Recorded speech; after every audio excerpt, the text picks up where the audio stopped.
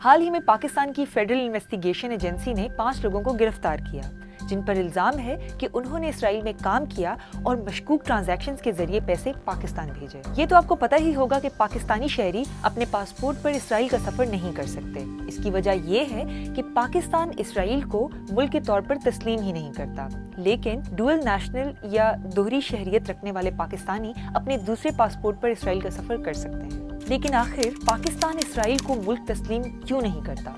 اسرائیل کو ملک تسلیم نہ کرنے کی وجہ ہے مقبوضہ فلسطین کا ایشو۔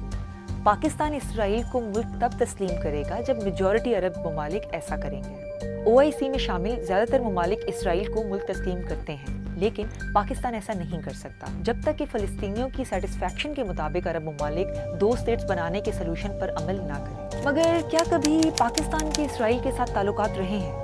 ویسے تو ہر حکومت پر اسرائیل کو نہ تسلیم کرنے کا پریشر ہوتا ہے، لیکن بیک ڈور چینل کھلا رہتا ہے۔ 2005 میں خورشید قصوری پاکستان کے فورن منسٹر تھے۔